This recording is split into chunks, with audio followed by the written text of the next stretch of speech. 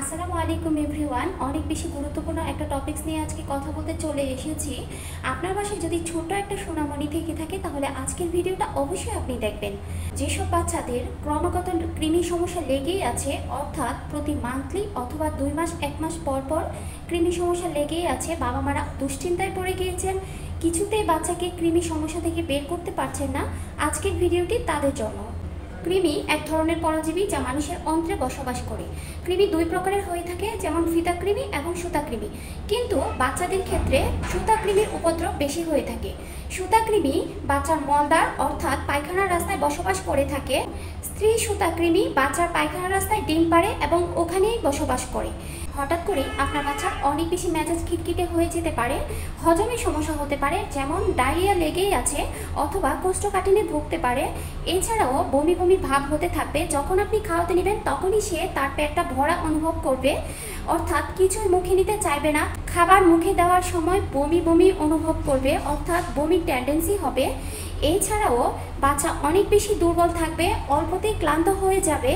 বাচ্চার পায়খানা অনেক বেশি দুর্গন্ধ থাকবে, যেটা স্বাভাবিকের চেয়েও বেশি। এছাড়া সবসময় মুখ দিয়ে লালা পড়তে থাকবে, অথবা সে বারবার থুতু ফেলার চেষ্টা করবে। বাচ্চার শরীরে ভিটামিনের অভাব দেখা দিবে, অর্থাৎ একটা সুস্থ বাচ্চা কৃমির প্রাদুর্ভাবের কারণে কিছুদিনের ভিতরেই অসুস্থ বাচ্চাতে পরিণত হবে এবং কৃমির ভয়াবহতা এতটাই খারাপ যে বাচ্চাকে মৃত্যু পর্যন্ত নিয়ে যেতে পারে। কৃমির প্রভাবে বাচ্চা ঠিকমতো ঘুমাতে পারবে না, এক জায়গায় বসে দীর্ঘক্ষণ খেলতে পারবে না, অস্থিরতা অনুভব করবে এবং ঘুমানোর সময় ঘুম থেকে ছটফট করে উঠে যাবে এবং তার ব্যাকে অর্থাৎ পিছনে চুলকানি অনুভব করবে এবং বারবার চুলকানোর কথা বলবে। সুতাকৃমিগুলো যখন বাচ্চার পায়খানার রাস্তায় ডিম পেড়ে থাকবে তখন বাচ্চা চুলকানি অনুভব করবে, অর্থাৎ সে ঘুমিয়ে থাকলেও চুলকানির জন্য ঘুম থেকে জেগে উঠবে এবং কান্নাকাটি করবে, অস্থিরতা অনুভব করবে। অনেক বেশি গুরুত্বপূর্ণ আরও একটা খারাপ দিক হচ্ছে বাচ্চার ক্রমাগত ওজন কমতে থাকবে। বাচ্চা যদি স্যাঁতসেঁতে আবহাওয়ায় অর্থাৎ আলো বাতাস কম চলাচল করে এমন জায়গায় বসবাস করে তাহলে বারবার কৃমি হওয়ার সম্ভাবনা রয়েছে। এছাড়াও সংক্রমিত মাটির সংস্পর্শে আসলেও বাচ্চা কৃমি হতে পারে। একদম ছোটবেলা থেকে বাচ্চারা হাত মুখে দেওয়ার চেষ্টা করে এবং হাত মুখে দিতে চায়। এই ক্ষেত্রে বারবার বাচ্চার হাত পরিষ্কার করে দেওয়া অর্থাৎ ভেজা তোয়ালে দিয়ে মুছে দেওয়ার অভ্যাস করতে হবে। এছাড়াও যেসব বাচ্চাদের ফর্মুলা দুধ খাওয়ানো হয়, অর্থাৎ 6 মাসের আগে বাইরের খাবার খাওয়াতে অভ্যস্ত করা হয়ে যায়, এইসব বাচ্চাদের কৃমির উপদ্রব বেশি হয়ে থাকে। নিয়মিত বাচ্চার হাত এবং পায়ের নখ পরিষ্কার না করার কারণেও কৃমি হতে পারে। এছাড়াও ঠান্ডাজনিত কারণে অনেকে বাচ্চাকে রেগুলারিটি মেনটেন করে অর্থাৎ নিয়মিত গোসল করাতে চান না, এটা বাচ্চার কৃমি উপদ্রব হওয়ার অন্যতম একটা কারণ।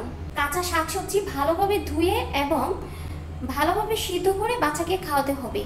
এছাড়াও মাছ মাংস প্রত্যেকটা খাবারই ভালোভাবে সিদ্ধ করে বাচ্চাকে খাওয়ানোর অভ্যাস করতে হবে। যখনই বাচ্চা কোনো খেলনা হাতে নিয়ে খেলনার বয়স হয়ে যাবে ঠিক তখনই খেয়াল রাখতে হবে বাচ্চার প্রতিটা খেলনা যেন অনেক বেশি পরিষ্কার থাকে, ভালোভাবে ধুয়ে এবং ভালোভাবে মুছে বাচ্চাকে খেলতে দিতে হবে। এছাড়াও যখনই বাচ্চা হামাগুড়ি দেওয়ার বয়স হয়ে যাবে সে যে জায়গাটায় হামাগুড়ি দিচ্ছে ওই জায়গাটা অবশ্যই পরিষ্কার হতে হবে। এছাড়াও যখন বাচ্চা হাঁটতে শিখবে অবশ্যই বাচ্চাকে স্যান্ডেল পরানোর অর্থাৎ জুতা পায়ে হাঁটানোর অভ্যাস করতে হবে। বাচ্চার মা অথবা কেয়ার গিভার যিনি থাকবেন অবশ্যই টয়লেট থেকে আসার পরে সাবান দিয়ে হাত ধোয়ার অভ্যাস করতে হবে এবং বাচ্চার জন্য ব্যবহৃত প্রত্যেকটা আসবাবপত্র ভালোভাবে পরিষ্কার পরিচ্ছন্ন রাখতে হবে। আমাদের মাঝে অনেকেরই ধারণা বাচ্চার মিষ্টি জাতীয় খাবার বেশি খেলে অর্থাৎ কোনো কোনো ধরনের খাবার থেকে কৃমির উপদ্রব বেশি হয়ে থাকে। এটা একেবারেই একটা ভুল ধারণা। চিনি বা মিষ্টি জাতীয় কোনো খাবার থেকে কৃমি হয় না, যদিও চিনি শরীরের জন্য অনেক বেশি খারাপ, কিন্তু যখন একটা বাচ্চার কৃমির উপদ্রব শুরু হয়ে যায় অর্থাৎ তার অন্ত্রে কৃমির বসবাস শুরু হয়ে যায় বা তার পেটে কৃমির ডিম থাকে, ঠিক তখন যদি কোনো বাচ্চা অনেক বেশি পরিমাণে মিষ্টি খেয়ে থাকে তখন কৃমির বংশবিস্তারটা বেশি হয়, অর্থাৎ কৃমির ডিমটা বেড়ে যায় এবং কৃমি খুব তাড়াতাড়ি বড় হয়ে যায়।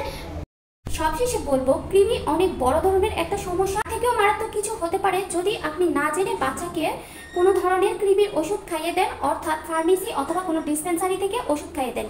যদি কোনো বাচ্চার কৃমি সমস্যা মনে হয়ে থাকে যত তাড়াতাড়ি সম্ভব তাকে একজন পিডিয়াট্রিশিয়ান অর্থাৎ শিশু বিশেষজ্ঞ ডাক্তারকে দেখিয়ে নিয়ে আসবেন। সবাই ভালো থাকবেন এবং কৃমি সমস্যা অবশ্যই অনেক বেশি গুরুত্বপূর্ণ, এটা নিয়ে কখনোই অবহেলা করবেন না। আল্লাহ হাফেজ।